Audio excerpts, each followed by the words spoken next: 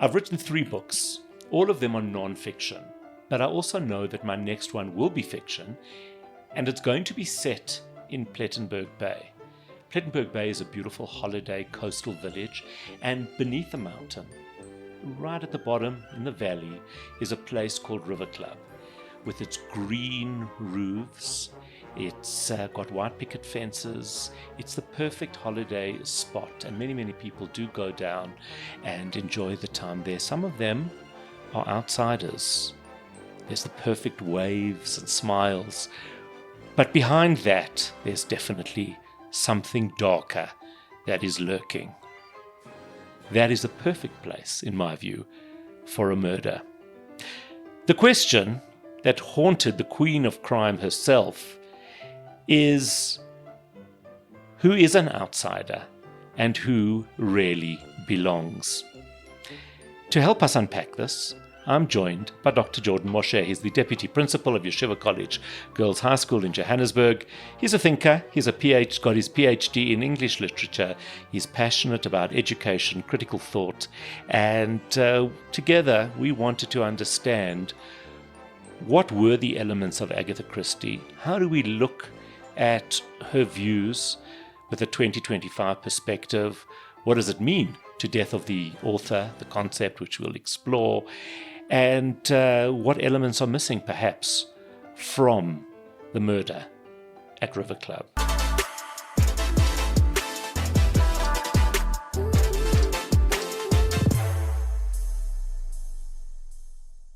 Good afternoon. Thank you for joining us. How are you?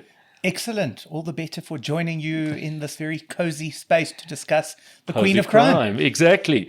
Cozy space for cozy crime. What do you think of my idea? All of these people are coming down to Plettenberg Bay, and it's very picturesque. It's got roses. It's got everything. It's got the white picket fences and perfectly manicured lawns. There's a pond where we ultimately could find one of the bodies, because there's never just one. What do you think? It's positively picturesque, yes, as you say. There we go. And in that manicured space, you have to have some bloodshed. Something has to go awry at some point. And then you have to start asking, was that smile masking mischievous intent? Was there a little more to that good morning? Was that invitation to tea an invitation to partake in murder? Exactly. And and where do we find some naturally grown poison? Okay, so let's talk about these villages, because Agatha Christie sets a lot of her, especially her Miss Marple mysteries are generally set somewhere picturesque, almost perfect, untouched. Tell us about that. Why? Agatha Christie grew up in Devon, in Torquay, which, apart from being famous for being the home of Basil Fawlty, who, of course, is what you expect to see from a Torquay window, but the picturesque spaces of Torquay, Agatha Christie presents us with a space that is, to a large extent, a microcosm of English society. Yes, it is the perfectly manicured space, but her space is peopled with stereotypes. It has the gossip, it has the clergyman, it has the meddlesome mother, it has the wayward child, and this space perfectly captures the quintessential British essence. A space away from the metropolis of London, a space in which practically anything can happen, where veneer is definitely the word. And one has to ask, which is what Christie's inviting us to do, does appearance match reality? Is what we see what we get? Or is there more to it than that? And this is the ideal pot in which she can bring to life a recipe for murder, a recipe for heartbreak, a recipe for poisoning. And it all fits perfectly into this perfect British microcosm. And ironically, there seems to be always a fear of and a judgment around London. That's where all of these terrible things happen, because they're outside the village, and yet terrible things are actually happening just beneath, as you've said, the veneer. Precisely. London is where modernity lives. London has been corrupted. So the world's moving on there. Exactly. But no, the heart of British Empire is alive and well in the country home. What it means to be a true Englishman is alive and well in St. Mary Mead. It's the perfect space for us to hold on to tradition, to what it means to be British. And then it's the ideal space from which to cast aspersions on others. In fact, if you think about the dark underbelly of that situation, where London, that's where people go to listen to jazz music. That's where people go to be corrupted by foreign culture. But we are going to hold on unto our last to what it means to be British in the space tucked away from all of that negative, toxic influence. And Miss Marple herself, who is one of the chief characters in a series of these novels, she's never been married. She's the maiden aunt, isn't she? Precisely. She is, as her title says, she's Miss. She doesn't carry her husband's name. And significantly, she's an older spinster. This is a woman who has chosen herself, to a certain extent, and some would argue at this point, selfishly. She's chosen her own passions as opposed to marriage, which flies in the face of tradition. It flies in the face of structure. And it's therefore no coincidence then that her mysteries often involve the vicarage, that they involve institutionalized spaces. Okay. And it's almost interesting. Pulling up her nose. Christie's pulling up her nose to some extent at these spaces, or inviting us to say, are these institutions with their veneers of respectability as respectable as we hold them to be? And Miss Marple's inviting us to do that because she could become, as an older woman, the gossip which she is. She loves a bit of gossip. She loves interacting. Don't we all? Look, I don't want to judge her for that. Don't we all? No, far be it from us to judge Miss Marple. But she would make the perfect Kocheleffel. That's exactly who she is.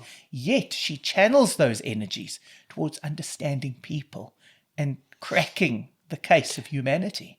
The fact that she is just a little bit outside of society in that she hasn't married, and that, as you say, she seems to almost ask us to question iconic institutions. The fact that Agatha Christie herself was divorced, had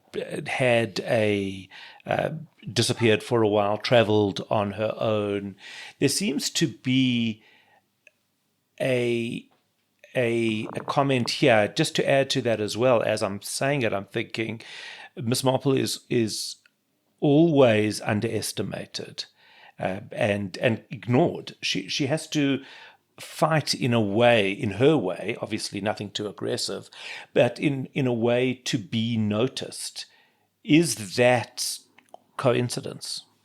I don't think there's coincidence. I think that to a certain extent, there are certain facets of Miss Marple's personality that Christie perhaps wished she could exemplify more openly in her time. Being a straight-laced, not Victorian, but Edwardian, as an inheritor of the Victorian system, if you think about where those names come from, Edward himself, he tried to break away from the reign of his mother, who simply, in his eyes, to some extent, would not die. The Victorian age was long, it was challenging, it was prosperous, much happened in those years during which Victoria reigned, and Edward tried to step away from it. Dirty Bertie. He wanted to have fun, he wanted to challenge, to shake things up. And yet, to a certain extent, British Edwardians wondered, what are we now? Those years prior to World War I were still years in which many of the elite tried to hold on to a certain way of life.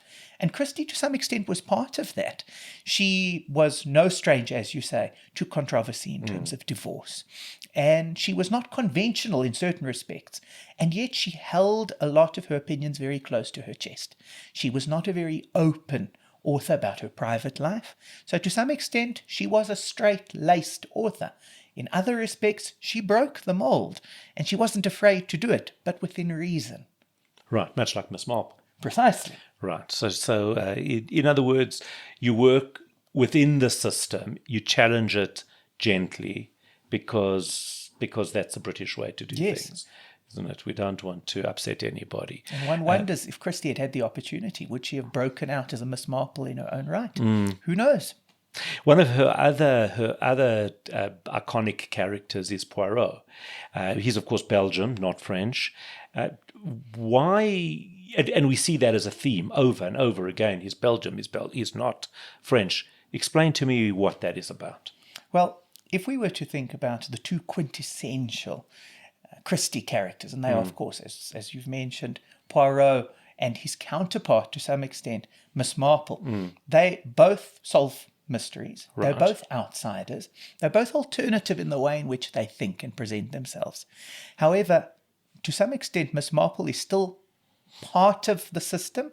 As much as she is an upstart, she's British herself. On the other hand, as you mentioned correctly, Howard, Poirot is a foreigner. He's not French. That would be a bridge too far for the British readership. Right. We will not have any Frenchmen here. Yes, no, definitely We not. will accept, however, a French-sounding Belgian. And Poirot represents, to a certain extent, a respect for the Belgians, and Britain took in many Belgian refugees, and they were, of course, anxious about this influx of foreigners during World War I. And many British citizens expressed concern. What if they stay? What if they take our jobs? What are we to make of that? And Christie, of course, writing her first Poirot novel in 1920, The Mysterious Affair at Styles, she plays on this post-war and this anxiety around the foreigner. And that is the dimension to Poirot that Miss Marple embodies differently.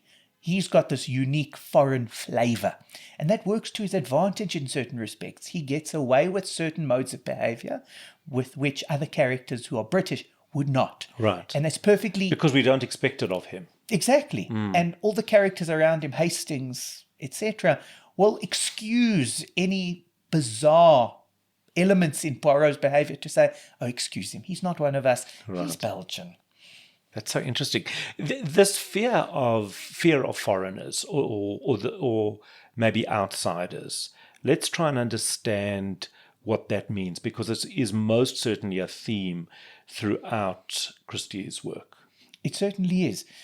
To Christie, the Edwardian question of what does it mean to be part of society and what does it mean to be beyond is one that harkens back to the Victorian era and even prior to that. And of course, this conversation would not be complete without mention of Jews within the discussion as well.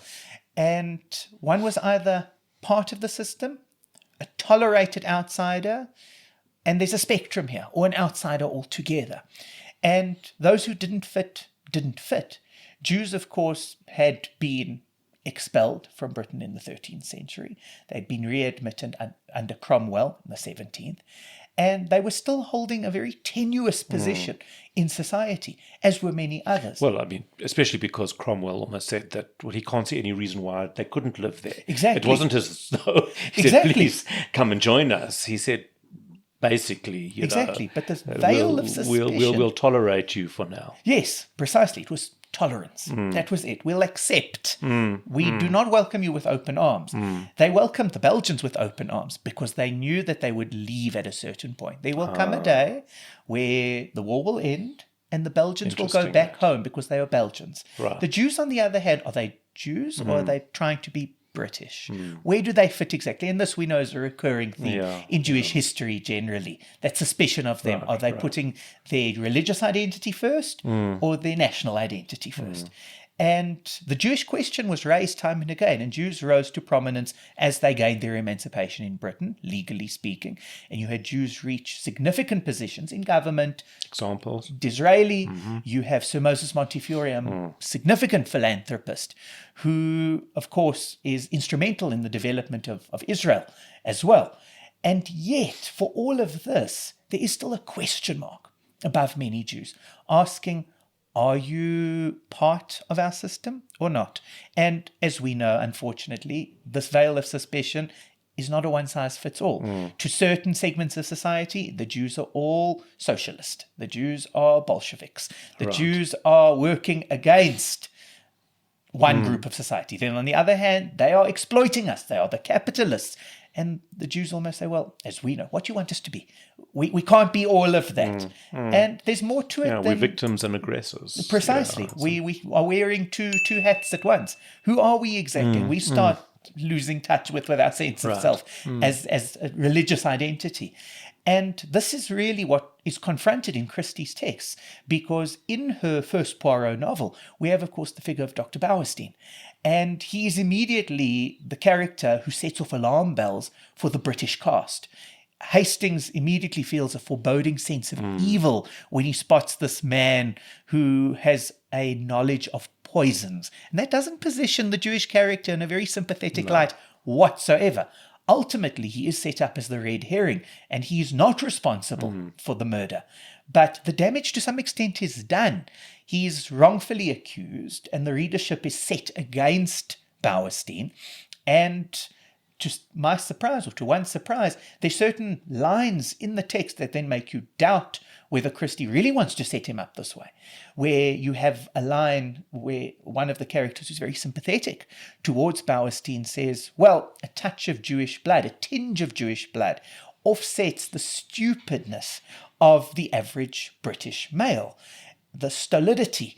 And you think... it's a real ambivalence towards Jews.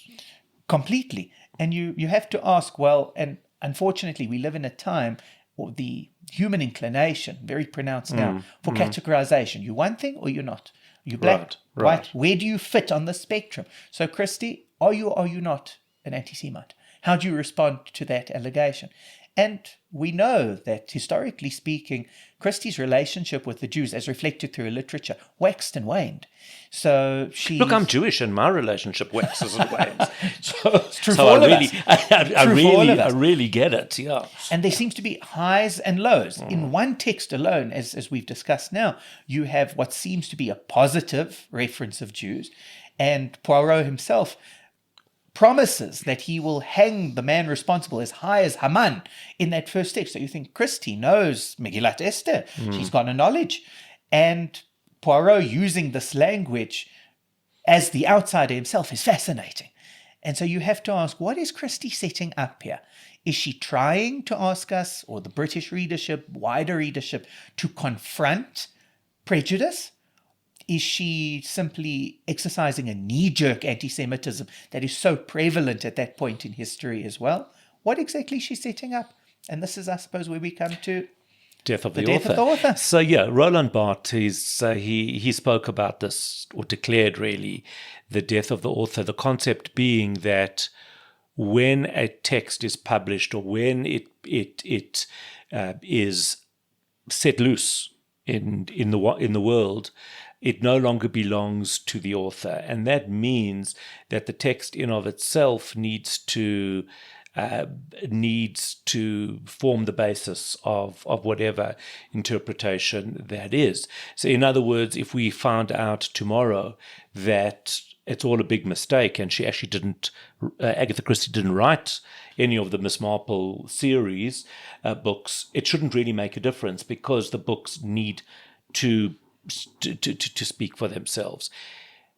Therefore, how important is it whether Agatha Christie was a racist, an anti-Semite, whether Roald Dahl was all of the above, and can we listen to Kanye West?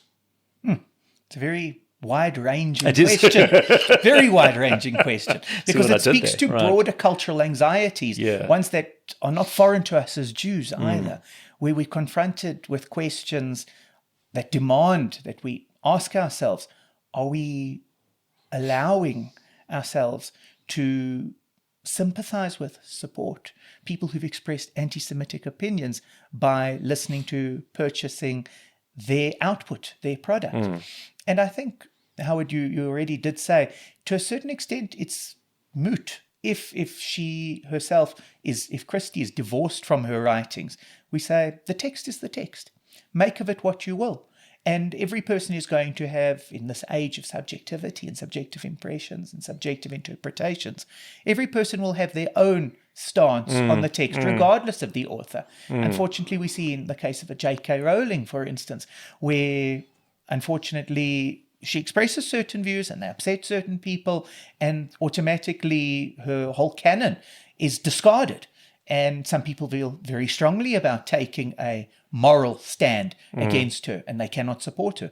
And they will take a very dim view of those apologists who will say, yes, I can still enjoy Harry Potter, even if I don't approve of the way Rowling is speaking. And others will say, no, that's a sellout. You can't approve of that sort of perspective. And it becomes very hard, even if we do subscribe to the idea of I can read a text independent of the author who created it. As you mentioned Roald Dahl as well. And Roald Dahl was noted on record for being distinctly anti-Semitic. And yet his books are a cornerstone of childhood for so many. Who doesn't love the BFG? Who doesn't find Matilda thrilling? They're a delight, an absolute delight. They are. And so, to a certain extent, we are at times forced to confront the question, are we willing to allow that question to go unanswered? If we simply keep reading, certain people will say we haven't addressed the issue. We haven't addressed. But if we do address, if we do for a moment put the author back alongside their text and say, we are addressing the fact that T.S. Eliot, for instance, was an anti-Semite. Or was T.S. Eliot? Potentially, yes. Oh, I didn't know that. I listened to a fascinating talk recently given at Limud about T.S. Eliot. Now, I personally find The Wasteland an engaging piece of text. It's a fantastic poem. And it's profound in many respects. And Rabbi Sachs quotes from T.S. Eliot in his Haggadah, etc. And then you take a step back and you say, but T.S. Eliot's relationship with Jews was complicated. On the one hand, he had Jewish patrons. And he took meals with Jews and they took him in because he was a foreigner. Yes. T.S. Eliot was American. And he tried to fit in British society wearing a three-piece suit. And many people said, no, you're trying too hard. You're not one of us. And to certain people in his correspondence, he wrote the most vicious lines about Jews. And certain of his literary output was also vicious about Jews. And yet he wrote very sympathetic letters to Jewish friends. This is a case of I have friends who are Jews. And that ought to perhaps excuse certain behaviors. But again, we come down to it's complicated. Yeah, well, to me, that's the way the world ends. Not with a bang, but a whimper is just so profound. And I'm not prepared to stop reading T.S. Eliot because he has had a questionable behavior. But then you take somebody like Richard Wagner, the composer, who was known for his anti-Semitic philosophy approach, and in fact even played a role there in Nazi Germany, or in a lead up to Nazi Germany. How do we treat him? That's even more problematic to a certain extent, where music culture, and music is quite a pervasive one, not to say literature isn't. As a scholar of literature myself, I don't want to undersell literature. Exactly. But listening to a piece of music, it's an appreciation of another kind. And then in the same way that one appreciates a good book, one appreciates a piece of music, and then perhaps it becomes even more removed. I'm not reading the author's words. I'm listening to their composition. It's notes on a page. Is that perhaps a lesser crime than reading the words of a known anti-Semite, of a known collaborator, of a known sympathizer with an anti-Semitic agenda, a Nazi agenda, whatever the case may be? And we find ourselves having to confront these questions often. When it comes to music, can we simply say, I'm passively listening? Doesn't matter to me who wrote this. I don't go by name. I'm not brand conscious when it comes to whose work this is. Should that make a difference? To some it does. We all know of people who will say they had a relative who survived the Holocaust and will not support anything German. And no matter how illogical the decision may be, and that can extend to cultural areas as well. They will not read anything by Germans. They will not listen to the music of Germans. Right. And it becomes very personal very quickly. The other problem, of course, is that it also becomes very boring very quickly. Because if we are sanitizing everything, and I think the whole cancel culture environment, I've been cancelled numerous times because I hold a specific view, and because I hold that view on one thing means I can't contribute in another area. Right. By those here in South Africa who do hold anti-Semitic tendencies or anti-Semitic beliefs, and that does become problematic. So we see the danger of it. We see the danger of a movement that is trying to cancel Jews at the moment because they allegedly, or because they are determined to be supporting a genocide, whether that's obviously, we know that that's not to be the case, but it doesn't matter. And yet somehow we find ourselves in the same position of saying, hold on a minute, but Roald Dahl, Kanye West are rampant are rampant anti-Semites. How do we deal with that whilst still asking literature to challenge us, to give us a window and a perspective into a time that is not 2025, which I find enormously arrogant, by the way, because it is. Because we think 2025 is obviously the ultimate, but we haven't hit 2045 yet, and we don't know what's going to be then. So it's all just a way of making our world a hell of a lot more boring, isn't it? It is, and it carries with it, as you say, an arrogance and an enormous risk, because when one lives in an echo chamber, and when one has the same views parroted ad nauseum, to the exclusion of other views. And we know in Judaism, debate is healthy. Correct. And there's a space and a place for debate in Judaism. And of course, the only way for us to know that what we believe or what knowledge systems we have are true is to measure them up against others, to engage in dialogue, to engage those conversations, to engage in those discussions where we ask those difficult questions. And instead of living in an Orwellian system where we cut out views that are potentially hurtful. As you rightly said, this is 2025. This is, to some extent, an age that's defined largely by inclusivity and, to a certain extent, political correctness in a way that we haven't seen before, historically. And there's a way in which to enforce a certain level of expectation and acceptance, because to cut out so much else is culturally, it's suicidal to a certain extent. And it leaves us bored and poorer for it, because there is so much that we can engage, even if we come to a conclusion that a certain author was an anti-Semite, or that a certain music artist does not like Israel, and is perhaps, and that's putting it mildly, or is rabidly anti-Israel. The engagement process to get there is worth something. It's worth considering these questions, because we have to ask, what's our place in all of this? And yes, we can read a work of literature. We can admire a piece personal. of art. It's very personal. I mean, I picked up Sally Rooney. Is that her name? Sally Rooney? I think so. The author, she is deeply, deeply hateful of Israel. And I picked up a book the other day, which I thought, oh, this looks interesting. I saw who it was, and I put it back because I don't want to fund her anti-Semitism, which is interesting because I don't feel that same way about Roald Dahl or Enid Blyton, who admittedly, whose texts are quite problematic in some ways. So again, how do we deal with that? How do we deal with some of the characters in Noddy that really reinforce a stereotype in a very, very difficult one? I think to come back to T.S. Eliot, we have to be aware of complexity. We have to know that there will be nuances, and it's not a one-size-fits-all approach, even for us as individuals, that it's not a blanket ban. If we were on ourselves and what we read and what we watch, if we were to be honest with ourselves and ask, what is it about this that offends me? What is it about this that might offend me? Can I put that aside for a moment, read this objectively before I bring the subjectivity in again, and then ask, how does it make me feel afterwards? And then not spite myself by stopping the conversation with myself almost there. As we say, it's deeply personal. And then engage with another text and say, is this as bad? Is this worse than what I've seen, read, heard before? Where does this sit? And of course, as you say, it comes with certain financial ramifications. Do I want to support a publisher who's willing to put out a book by a notable anti-Semite? Who refuses to have her books translated into Hebrew, for example. Exactly.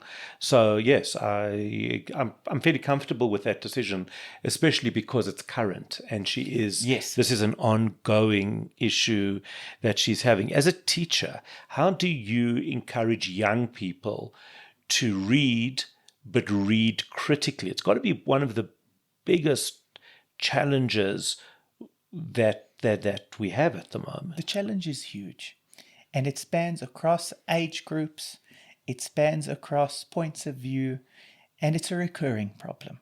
Unfortunately, the desire to read critically is a dying desire. It's much easier, especially when we're talking about prescribed text. Let's think about the school space for a moment.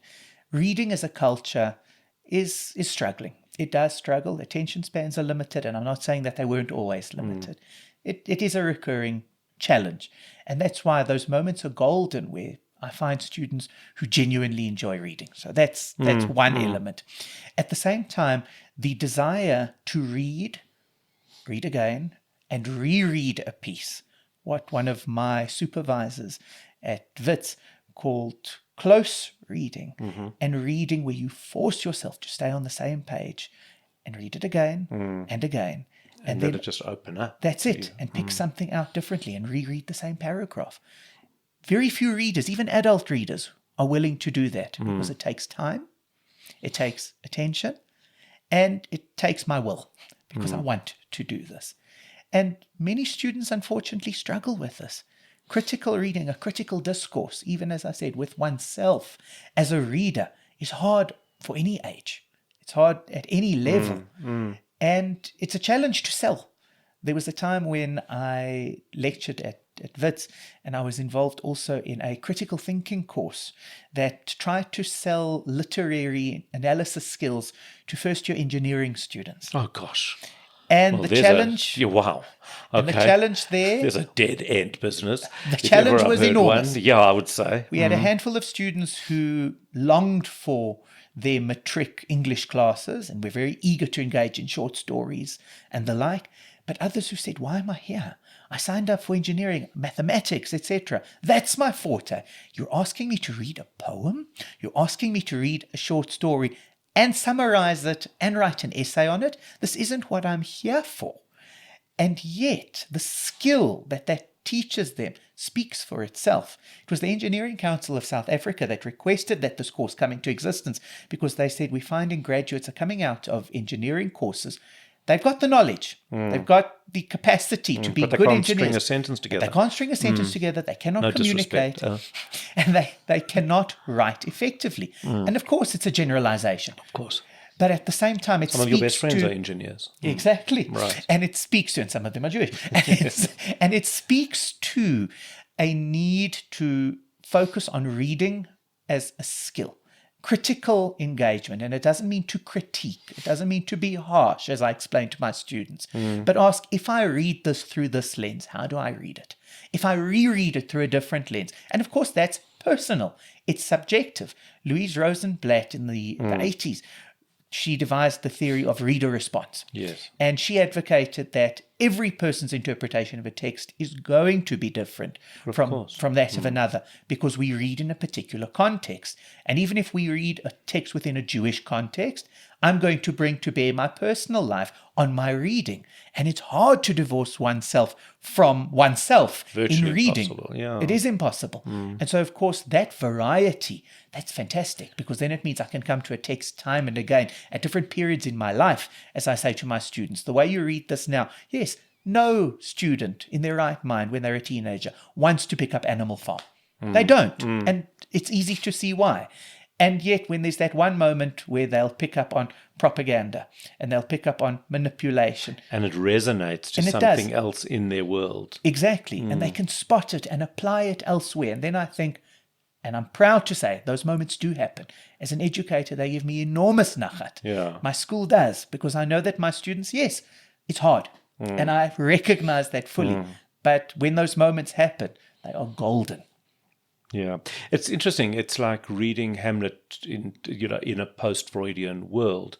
Hamlet wasn't written with a concept of an Oedipal complex, but then here we go.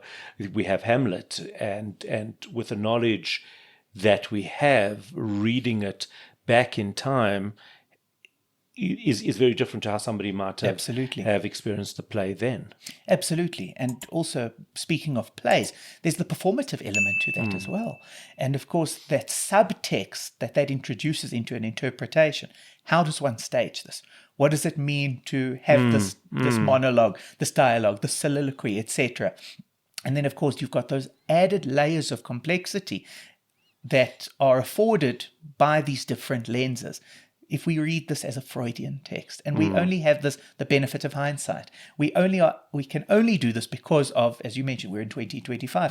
Who knows where we'll be by 2045 with what additional lenses we'll be able to read texts.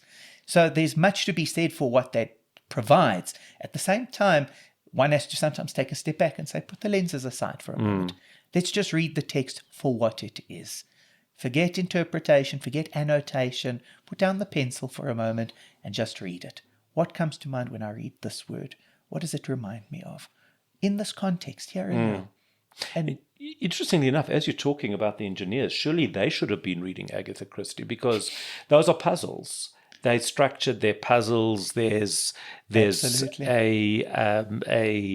way in which that unfolds depending on which door you open up. That actually, I would imagine, could be a way of engaging more mathematical people in literature. I think that would be a boon to them. They would benefit enormously. And also, Agatha Christie keeps you on your toes. She lulls you at some points into a sense, just like her characters, of calm, of British quietude.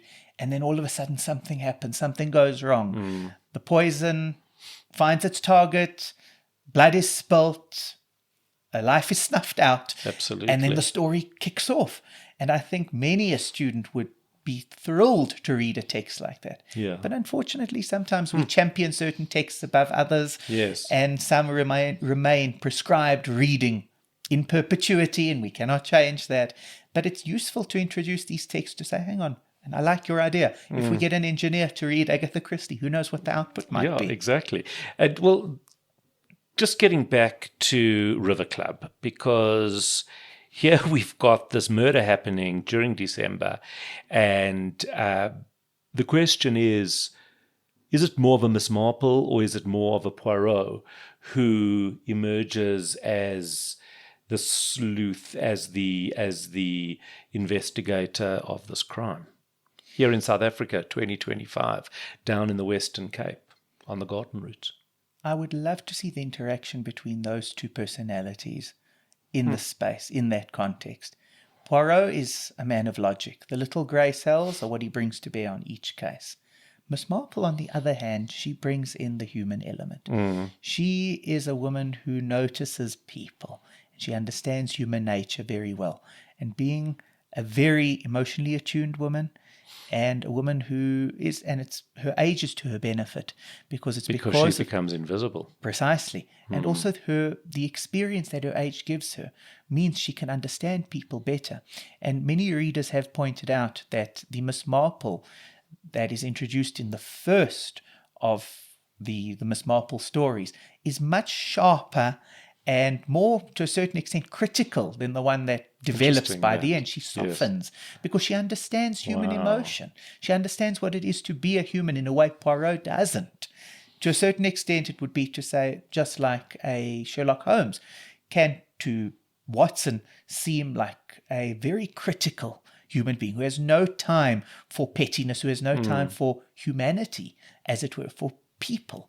And Miss Marple does. So it makes me wonder, perhaps we need a bit of both. And somehow I think, because there are signs there about what time to leave your dustbins out for collection. Somehow, something that has to do, that's the key. It has to be the key to it all. Closing thoughts. If there is something, if there is a lesson that we could learn from Agatha Christie in 2025 about belonging. What do you think it is? I think that belonging represents something different. It's something subjective to every person. My sense of belonging is not necessarily shared by that of the person next to me. And that to belong does not necessarily mean to be accepted either. And that too is subjective. Belonging is complicated. Belonging is perhaps to a certain extent context specific, but it also means sometimes to a certain extent, without compromising who you are, being willing to listen, being willing to put aside those lenses, being willing to put aside the subjective to a certain extent, and not to say surrendering yourself completely to something that is completely foreign to you. Hold on to who you are on the one hand, but also to a certain extent engage, understand your context, understand who am I in relation to the space? What is the space in relation to me? Is there some sort of common ground here? Because Agatha Christie's casts are diverse. There are multiple stereotypes at play, of course. There are multiple personality types. But as I mentioned before, the Miss Marple universe, as it were, is a microcosm. There is a space for every personality type, with all of their foibles, with all of their shortcomings, and we can see that reflected in the two characters themselves of Miss Marple and Poirot. You need the two sides of the same coin. You need the logic, you need rational thinking. Does this offend me? Does this not offend me? But then there's also the human element in that too of Miss Marple, that people are people with all of their complexity. That's who they are, and we all are. And that is all we have time for today. I'm Howard Feldman, and this has been an episode of Imagine If I Were Sensitive. If you enjoyed it, subscribe below, share with your friends, and look out for our next episode. Case closed.